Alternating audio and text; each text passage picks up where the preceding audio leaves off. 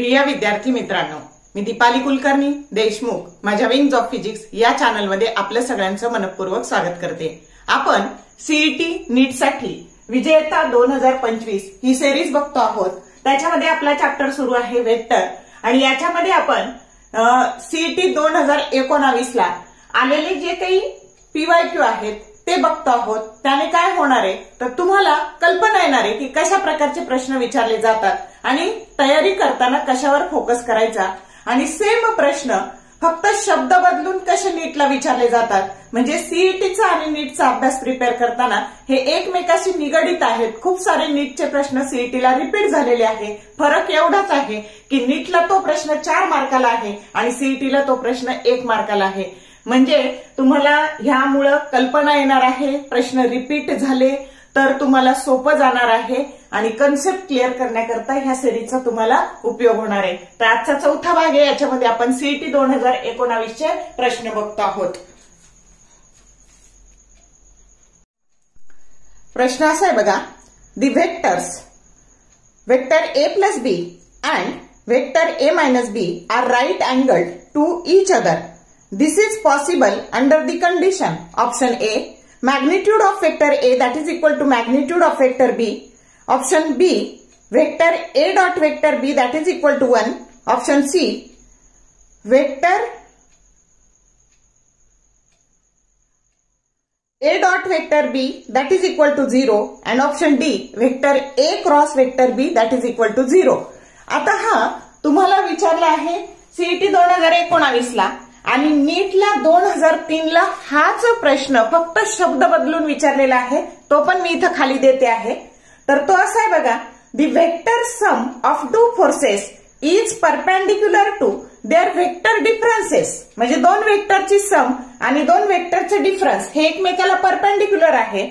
तर in that case the forces option A are equal to each other, B are equal to each other in magnitude, C are not equal to each other in magnitude and D cannot be predicted.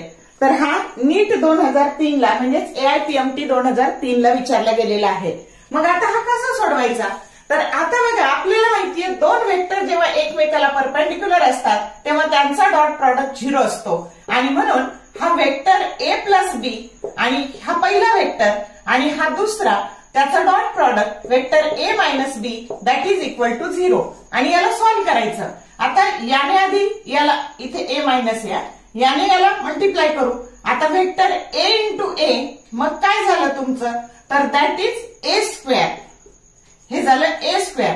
त्याच्यानंतर A into B तर हे minus A dot B.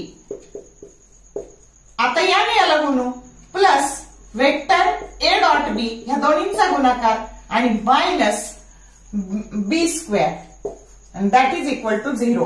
आता काय झालं, plus A B minus A B cancel झाले आणि A square minus B square that is equal to 0 and therefore vector A square that is equal to B square म्हणजेच magnitude of vector A that is equal to magnitude of vector B. समजतंय का? तर मग तुमचा हा correct option आहे आणि तिथे सुद्धा तुमचं काय येईल तर ते आर इक्वल इन मॅग्निट्यूड। तर दुसऱ्या प्रश्नामध्ये नीटच्या प्रश्नामध्ये म्हणजे इथं फक्त तुम्ही जर प्रश्न पाहिला की त्या दोन वेक्टरची सम आणि डिफरन्स जर परपेंडिक्युलर असेल तर ते दोन्ही वेक्टर हे काय असतात, इक्वल असतात। एवढं सोपं उत्तर आहे, एवढं सोडवायची काहीच गरज नाही। म्हणजे प्रश्न किती सोपे असतात हे तुम्हाला कळेल, फक्त कन्सेप्ट तुमची काय असली पाहिजे, क्लिअर असली पाहिजे। ओके, आता पुढचा प्रश्न असा आहे बघा, vector P and vector Q are two non-zero vectors inclined to each other at an angle theta. P cap and Q cap are the unit vectors along vector P and Q respectively. The component of vector Q in the direction of vector P. Option A, vector P dot Q divided by Q. B, vector P cross Q divided by P. Option C, P cap dot vector Q and option D vector P dot vector Q unit vector Q। मग आता बघा, आपल्याला असं माहितीये की हे जे दोन हे वेक्टर आहेत वेक्टर P आणि vector Q, they incline at an angle theta आणि याच्या डायरेक्शनने जाणारा युनिट वेक्टर पी कॅप आहे आणि याच्या डायरेक्शनने जाणारा युनिट वेक्टर क्यू कॅप आहे, पी कॅप, आणि याच्या दिशेने जाणारा क्यू कॅप आहे. मग आता जेव्हा आपण कॉम्पोनंटच्या स्वरूपात लिहितो ना, आपल्याला हे माहिती आहे की vector P dot Q that is equal to product of magnitude of two vector and cosine of the angle between them. त्यांच्यातला अँगल थीटा आहे, त्याचं कॉस अँगल. आता हे लिहितानाच आपण कसं लिहिलं, P into Q cos theta, आणि हे क्यू कॉस थीटा काय असतं, तर हा क्यूचा कॉम्पोनंट असतो, पण कुणाच्या दिशेने जाणारा, हा क्यूचा कॉम्पोनंट पण कुणाच्या दिशेने जाणारा, पीच्या दिशेने जाणारा. आणि तुम्हाला ही व्हॅल्यू विचारलेली आहे की what is the component of Q in the direction of P. मग हे इथं ठेवलं आणि हे vector P dot Q divided by P केलं. मग आता याला जर आपण वेक्टर, याला सेपरेट केलं आपण, vector divided by it's magnitude that is nothing but it's unit vector. आणि म्हणून तुमचा करेक्ट ऑप्शन काय आहे, तर पी कॅप इंटू क्यू. समजलं का कसं सोडवायचं ते? सोपी आहे कन्सेप्ट. आपण ह्या स्केलर प्रॉडक्ट किंवा डॉट प्रॉडक्टच्या कॅरेक्टरिस्टिक्स मध्ये ही कॅरेक्टरिस्टिक शिकलेलो आहे. नेक्स्ट प्रॉब्लेम आहे बघा. A vector P has x and y components of magnitude 2 units and 4 units respectively, and a vector Q along negative x-axis has magnitude 6 units. The vector Q minus P will be, options दिले बघा, options A -4 into bracket 2 I cap minus j cap, B 4 into bracket 2 I cap minus j cap, option C -4 into bracket 2 I cap plus j cap, and option D 4 into bracket 2 I cap plus j cap. आता आपल्याला काय दिलंय, तर vector P जो काही आहे तर त्याचा x कॉम्पोनंट +2 आहे आणि y कॉम्पोनंट +4 आहे. म्हणजे हा वेक्टर लिहिला आपण वेक्टर P बरोबर 2 I cap plus 4 j cap. आणि Q वेक्टरचा निगेटिव्ह कॉम्पोनंट, निगेटिव्ह 6 कॉम्पोनंट हा x ऍक्सिसच्या डायरेक्शनने आहे, म्हणजे हे आहे -6 I cap. आता विचारलंय काय, वेक्टर क्यू मायनस पी विचारलंय. क्यू आहे -6 I cap. आता मायनस ह्या पी वेक्टर पी ची किंमत टाकली आपण 2 I cap plus 4 j cap. आता याला सॉल्व्ह केलं, हे -2 I cap झाले आणि प्लस मायनस हे -4 j cap झाले. आता -6 I cap आणि -2 I cap हे झाले -8 I cap आणि हे -4 j cap जसेच्या तसे लिहिले. आता बघा, मी नेहमी सांगते की 4 मधले 2 ऑप्शन्स आहे ना, हे बाजूला जातात, 2च राहतात. मग आता इथे बघा, -4 वाले जर -4 कॉमन काढलं तर +4 वाले 2 ऑप्शन निघून गेले. आणि मग आता त्यातला ठरवायचं, जर -4 काढले तर इथे 8 आहेत, म्हणजे 2 I cap झाले. हे आले लक्षात, प्लस, आणि हे इथे मायनस आहे, मग आतमध्ये मायनस यायला इथं प्लस घ्यावे लागतील, म्हणजे प्लस मायनस होणार आहे हे परत गेल्यावर. आणि म्हणून प्लस जे कॅप, की जो करेक्ट ऑप्शन काय आहे, सी आहे. म्हणजे जसं न्यूमरिकल्स मध्ये दिलंय ना एमसीक्यू मध्ये, तसं पुढे जात राहायचं आणि सॉल्व्ह करायचं. तर ह्या पद्धतीने फक्त किमती बदलू शकतील, टाईप बदलणार नाही न्यूमरिकल्सचा.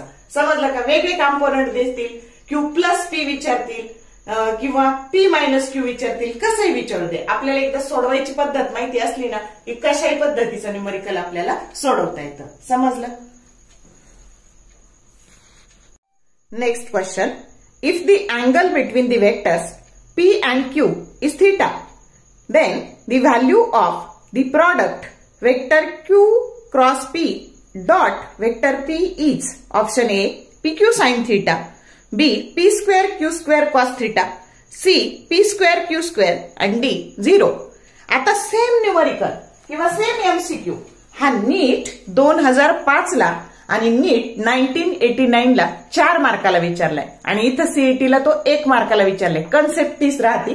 काय बघा, if the angle between the vectors A and B is theta, the value of the product vector B cross A dot vector A is equal to, option A B A square sine theta, B B A square cos theta, C B A square sine theta into cos theta and option D 0.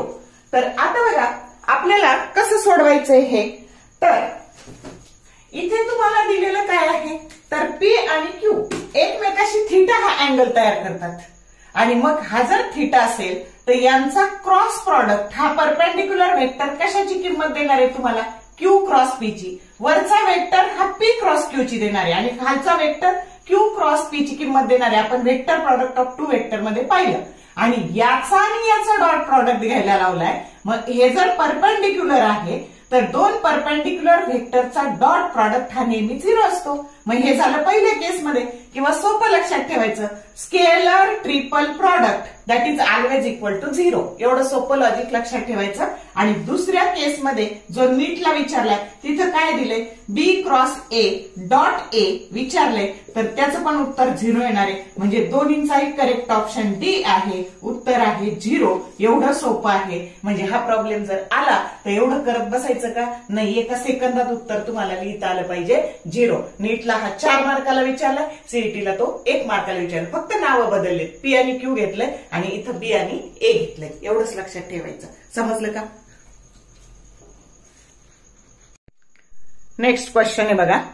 If vector P and Q are two non zero vectors then angle between vector P and the resultant vector of vector P plus Q and vector P minus Q is option A 0, B tan inverse into bracket p minus q divided by p plus q. Option C tan inverse into bracket q divided by p and D tan inverse into bracket p divided by q. आता आपल्याला काय दिलंय, p आणि q हे दोन non zero vectors दिले आणि हे p आणि q असे दोन नॉन झिरो वेक्टर्स दिलेत आणि तुम्हाला हे दोन वेक्टर काय p प्लस q आणि p मायनस क्यू यांचा resultant.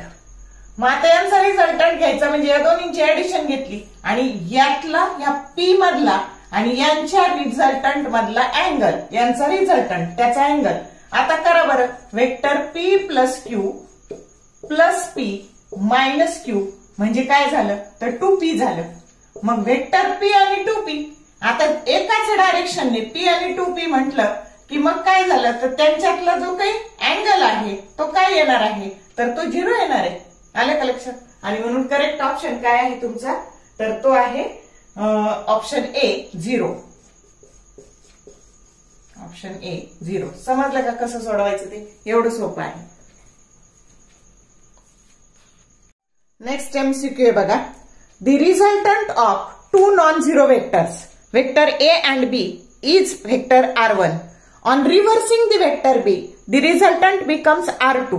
The value of R1 square plus R2 square will be option A 2 into bracket A square minus B square, option B A square plus B square, option C 2 into bracket A square plus B square and option D A square minus B square. आता आपण वेक्टरचे जेव्हा concept पाहिल्या त्याच्यात हे पाहिलंय आपण तर काय, जर ए आणि बी एकमेकाशी थीटा हा अँगल तयार करत असतील आणि रिझल्टंटला R1 म्हटलंय तर तो रिझल्टंट असा असतो under root of A square plus B square twice A B cos of theta. मग हा झाला रिझल्टंट आणि त्याचा जर स्क्वेअर करायचा झाला तर R1 स्क्वेअर बरोबर A square plus B square plus twice A B cos of theta. आता हा बी वेक्टर रिव्हर्स केला, हा मायनस बी केला, मग हा रिझल्टंट R2 झाला तुमचा आणि हा अँगल मात्र पाय मायनस थीटा झाला किंवा 180 मायनस, कारण टोटल अँगल 180 आहे त्यातला हा थीटा आहे तर हा झाला 180 मायनस थीटा आणि इथं हा 180 मायनस थीटा घेतला की तो मायनस कॉस थीटा येतो आणि म्हणून R2 ची व्हॅल्यू येणार आहे तुमची की A under root of A square plus B square minus 2ab cos of theta आणि त्याचा स्क्वेअर केल्यावर ही व्हॅल्यू आपल्याला मिळणार आहे.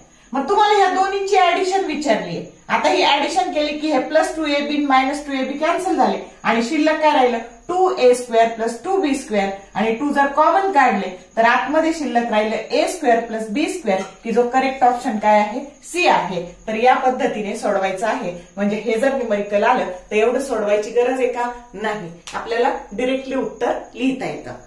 तर बघा इथे 2 वाले दोनच ऑप्शन आहे ए आणि सी, बाकीच्याला 2 हे नाहीये म्हणजे 2 बाजूला गेले. मग तुम्हाला ए आणि सी मधूनच चूज करायचंय. करेक्ट ऑप्शन तुमचा सी आहे.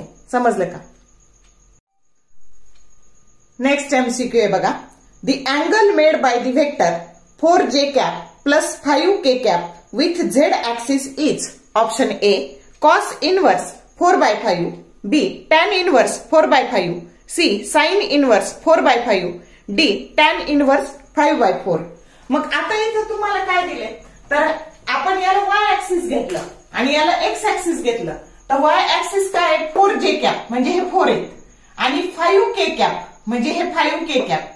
मग आता बघा तुम्हाला हा अँगल विचारलाय इथे, मग हा अँगल काय येईल, तर इथं कुठं हायपोटेनस आलाय का, नाही आला, म्हणजे दोन साइन वाले आणि कॉस वाले कॅन्सल झाले. आता फक्त टॅनचा प्रश्न राहिला.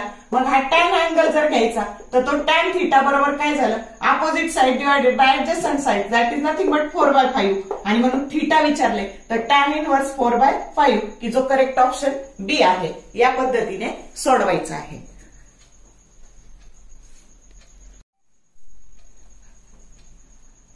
तर आता बघा या चौथ्या भागामध्ये व्हेक्टरचे जे 4 भाग केले त्या चौथ्या भागामध्ये सीईटी 2019 ला जेवढे सगळे तुमचे पीवायक्यू आलेले होते ते सगळे घेतलेले आहे. पीवायक्यू रिपीट होतात किंवा तुम्हाला त्या सगळ्या याच्यावरून कल्पना येणार आहे. म्हणजे एवढे 4 भाग जर तुम्ही केले ना क्लिअर, तर तुम्हाला नीटचा व्हेक्टर आणि तुमच्या सीईटीचा व्हेक्टर हे एकदम क्लिअर होणार आहे. आता सगळ्याची बेरीज करा, 2 तासापेक्षा जास्त वेळ तुम्हाला लागणार नाही. आता तुम्ही मी जे सांगितलं त्याचं किती शॉर्ट करता येतं ते सगळं शॉर्ट एका पानात लिहून काढा.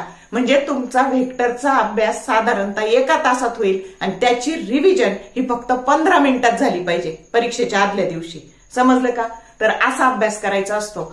तर जर व्हिडिओ आवडला तर लाईक करा, मित्रमैत्रिणींसोबत शेअर करा, चॅनलला सबस्क्राईब केलं नसेल तर सबस्क्राईब करा. याच पद्धतीने तुम्हाला खूप कमी वेळात अभ्यास करायला व्हिडिओ येत जातील. आणि कमेंट टाकायला विसरू नका. बाळांनो, हे खूप कष्टाचं काम आहे. प्रत्येक प्रश्न हा स्वतंत्र शूट करावा लागतो, त्याला अटॅच करावा लागतो प्रश्न. म्हणजे येणारा जो 20-22 मिनिटाचा व्हिडिओ असतो ना त्याला 3 तास मेहनत असते, हे लक्षात घ्या. तर हे सगळं तुमच्यासाठी चाललंय. तर त्यामुळं तुम्ही कमेंट टाकायला, लाईक करायला कंजूशी करू नका. All the best for your study and exam and thank you for watching this whole video.